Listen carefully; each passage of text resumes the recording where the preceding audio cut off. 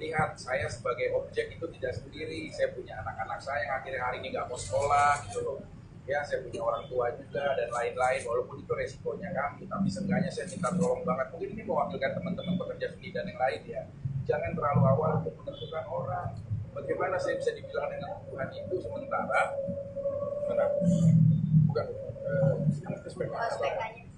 sementara di dalam buktinya tidak ada yang kedatangannya ke sini Mas Ijon, mungkin bisa ceritakan agendanya apa mungkin ke sini? Oh, aku lagi buat LP buat ada salah satu orang yang bisa melakukan pekerjaan dengan berkomentar yang jelek di Instagram pekerjaan aku.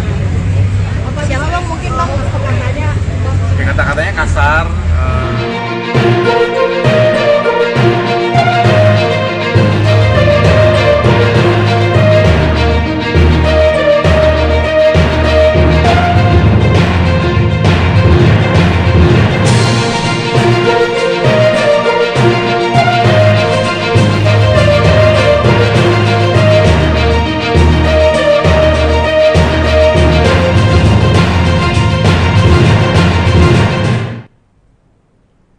Selamat sore Cireboners, jumpa lagi bersama dengan saya Fenty Novianti dalam tayangan berita terkini artis di Cirebon Lampung. Kami akan menjadikan informasi menarik dan terupdate terkait artis tanah air hanya untuk Anda, dan inilah berita terkini artis selengkapnya. Ayahanda Bim Bim Slank meninggal dunia akan dimakamkan siang ini. Kabar duka datang dari salah satu musisi Indonesia yakni Bim Bim Slank. Ayahanda Bim Bim, Haji Sidarta Manghurudun bin Sumarno, dikabarkan menghembuskan nafas terakhirnya di usia 88 tahun. Ayahanda Bim Bim meninggal dunia pada hari Senin 4 Maret 2024 pukul 21:27 waktu Indonesia Barat. Kabar duka ini diumumkan oleh Instagram resmi Slank yakni @slank.com pada Selasa 5 Maret 2024. Hingga saat ini belum diketahui dengan pasti penyebab Ayahanda Bim Bim meninggal dunia. Namun jenazah Ayahanda Bim Bim akan dimakamkan pada hari ini, Selasa 5 Maret 2024 siang di TPU Karet Bifak.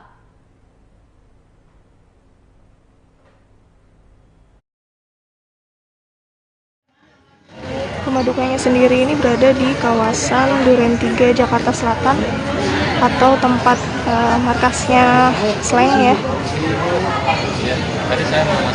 Dan di sini juga bisa dilihat bahwa sudah banyak berdatangan papan karangan bunga yang menyatakan turut berbelasungkawa atas meninggalnya Ayahanda Bim Bim. Salah satunya dari anggota DPR, dari grup band Coklat, dan masih banyak lagi.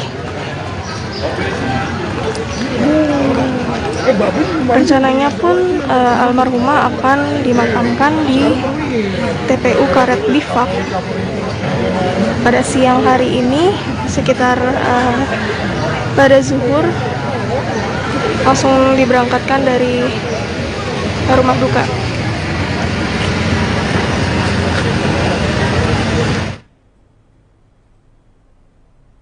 Mata komunikasi Gideon Tanker sebut Nagita Slavina tak mau lagi dekat dengan ayahnya. Gideon Tanker sudah lama tidak berkomunikasi dengan Nagita Slavina. Komunikasi itu terputus sejak tahun lalu. Kemudian Gideon Tanker memutuskan untuk mengunjungi Nagita demi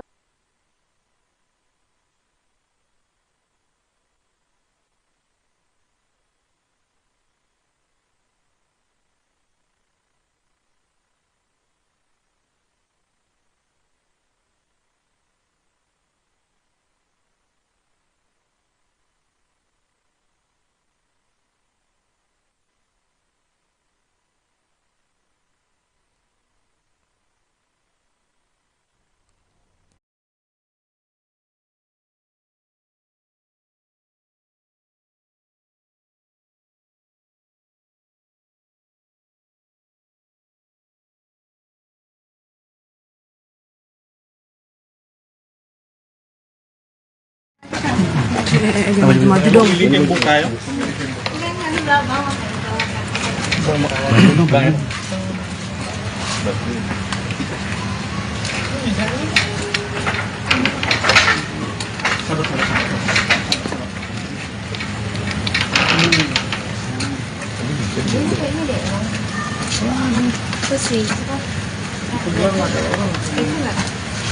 Oh ini. Mari.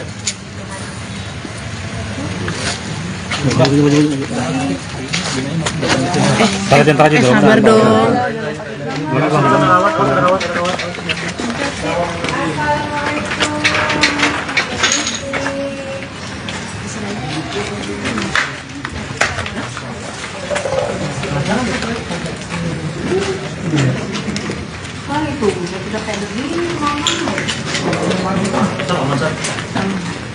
Oh, jangan masuk-masuk. Sini aja, Om.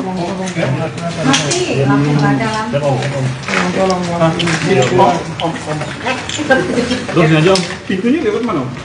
Sini, tapi nggak bisa kakak, hancur. Ntar kita ketiban. Iya makanya. Aja Om. Di samping sana nggak ada pintu lho. Terus ini Mau berapa tahun berapa sini ya?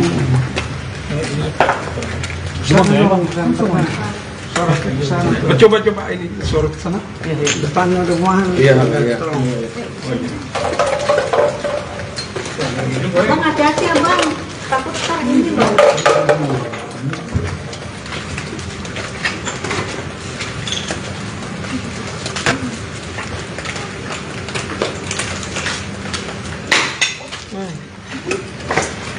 Saya mau dengar nggak berani lihat ke dalam.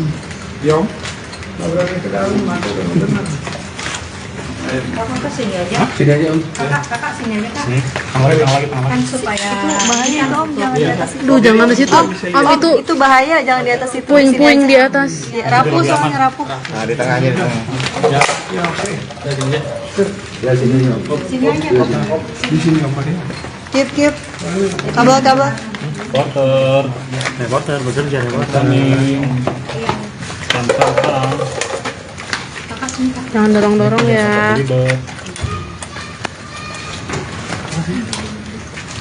Oke, lagi maju dia. Oke. Tengok. Mana sama madep ke kiri sedikit. Abang sama Om. Abang? Iya, semua laporan dari takut. Oh, ke kiri sedikit. Sorry. Sedikit. Iya. Ya, oke. Oke. Yuk. Ya, kita roll yuk. Belum. Sabar ya. Yuk, yuk. Ya gimana Bang Erlas berapa hari ini ke Nah, jadi selamat sore teman-teman yang sudah menanti dari tadi. Minta maaf ya karena waktu Om Dri Abdul Manjen yang luar biasa, sehingga kita agak terlambat. Tapi sekali lagi Tuhan itu baik. Mungkin rencana Tuhan yang tidak kita bayangkan sehingga kita boleh bertemu di jam maghrib ini ya. Kenapa? Karena kita harus bertemu di jam segini mengingat ada hal-hal yang Om mau ungkap dan saya juga mungkin bisa ungkap di sini bahwa inilah keadaan rumah. Berikut kabar dari Vicky Prasetyo yang membantah tegas lakukan penipuan 1,8 miliar rupiah bawa bukti perjanjian dengan kontraktor. Vicky Prasetyo membantah keras atas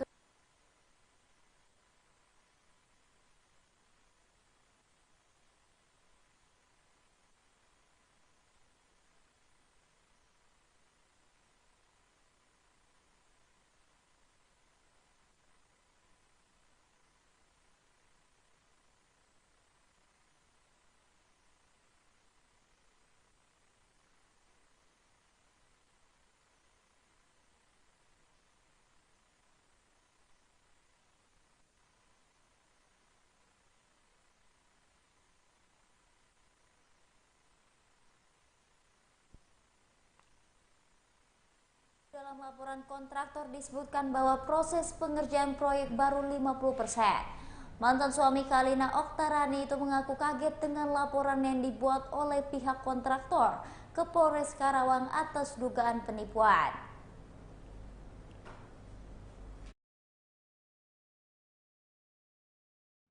Kenapa saya katakan tidak mendasar?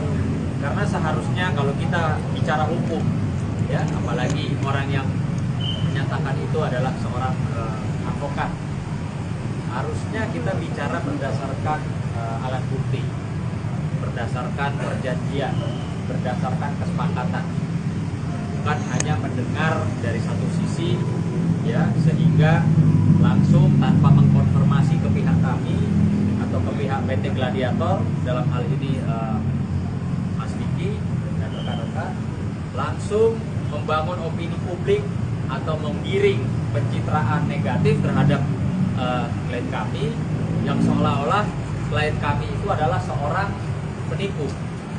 Ya, perlu digarisbawahi bahwa itu tidak termasuk salah satu tugas daripada advokat, yang dimana membangun opini publik, ya, menggiring opini seolah-olah, sekali lagi saya katakan, Vicky adalah seorang penipu.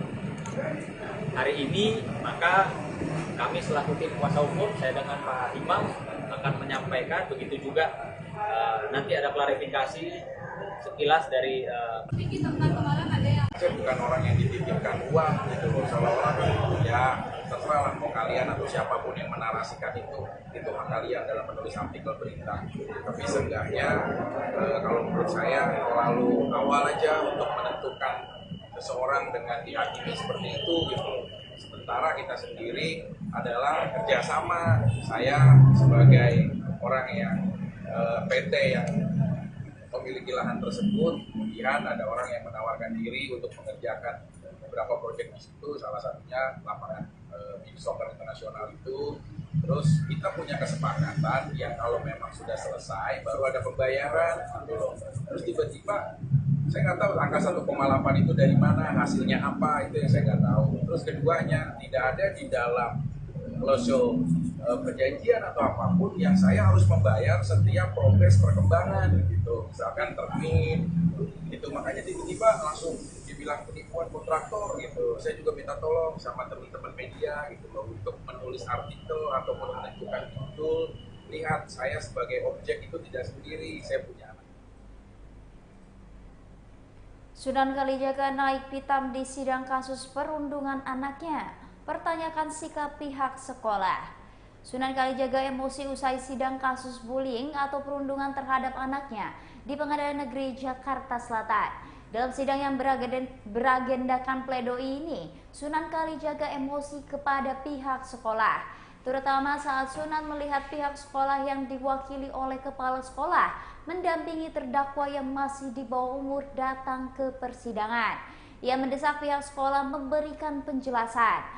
Menurutnya sekolah harus menjadi sosok penengah dalam kasus ini.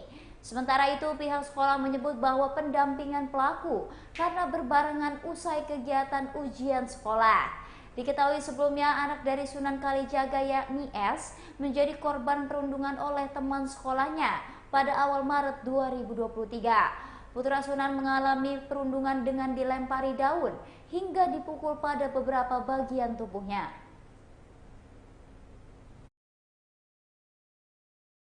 Ini terdakwa Pak. Baik, terima kasih. Kami dari sekolah punya tugas utama adalah membantu lancarnya proses. Jadi bukan masalah dari siapa kami hadir karena hari ini Ananda sedang ujian akhir tahun kelas 9, sehingga jam 12 itu kami berangkat bersama-sama memastikan bahwa pelaku ini sampai di pengadilan dengan baik dan bisa memenuhi proses sebagaimana mestinya. Kami mengajak Pak Yudi,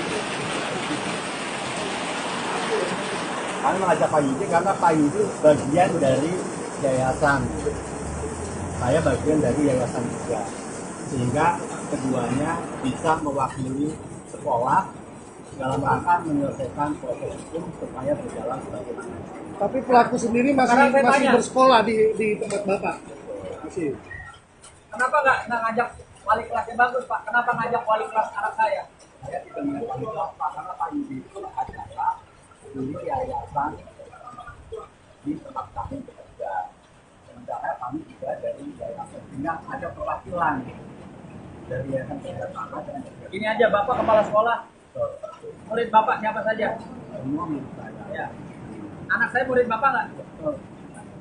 Kenapa giliran anak saya nggak didampingi? Anak Bapak sama Bapak dan Ibu dan Hati penanggulannya yang ke sekolah hanya untuk uang Pak. Jadi kami memastikan Bapak hari ini tidak dipanggil untuk bersaksi loh Pak. betul. Ya. Kami menjalankan amanah yayasan untuk menjalankan Oh, amanah yayasan dampingin anak pelaku. semuanya supaya kami tahu peristiwanya. Sampai dan kami juga melaporkan kepada pihak Kenapa nggak didampingin sama wali kelasnya atau sama orang tuanya kenapa? kalau tidak memang itu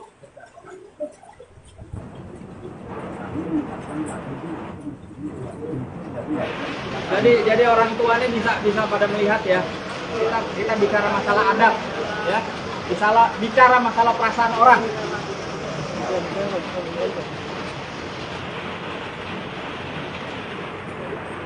Untuk pendamping dari pelaku sendiri ada nggak?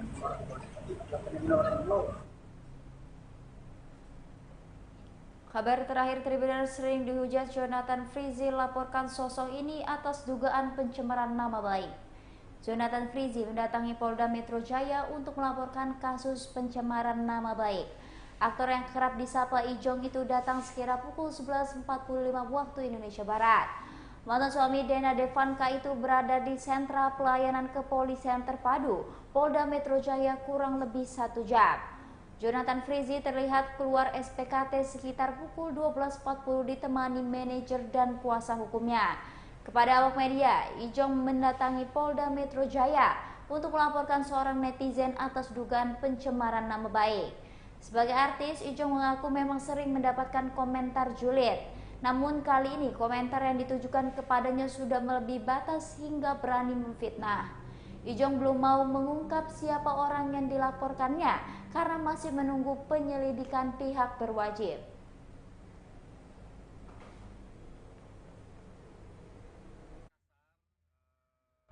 Kata-katanya kasar dan memfitnah dan menjelek-jelekan di Instagram pekerjaan aku, di Instagram PH pekerjaan aku. Inisialnya Bang mungkin? Inisialnya apa? Inisial Yang ingin dilaporkan ya. Nanti aja kalau dapat, mungkin minggu depan aku kalau minggu depan aku undang bener-bener deh. Kalau sekarang nanti dulu, nanti orang keburu kabur. Bang Ijong kenapa sih akhirnya ngelaporin emang karena udah jengah banget sama komentar seperti itu? Ini ngebawa kalau komentar-komentar jelek ada beberapa yang pernah aku alamin. Kalau sekarang karena sudah produser aku sama casting director aku udah bertanya sama aku langsung. Ijong ini kenapa ada komentar seperti ini? Tolong diurus karena ini kan nggak benar gitu.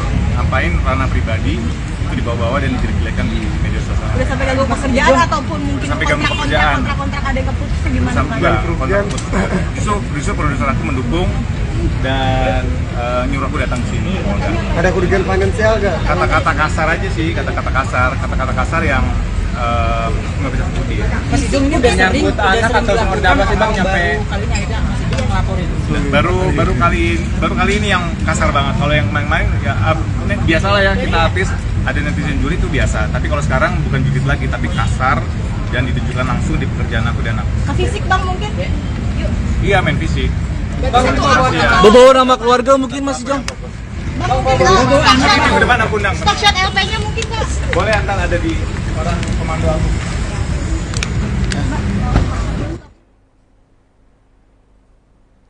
Baiklah Tribuners, itulah tadi tayangan berita terkini artis bersama dengan saya Fenty Novianti. Jangan lupa untuk ikuti tayangan lainnya hanya di YouTube Tribun Lampung News Video dan YouTube Tribun Lampung Official.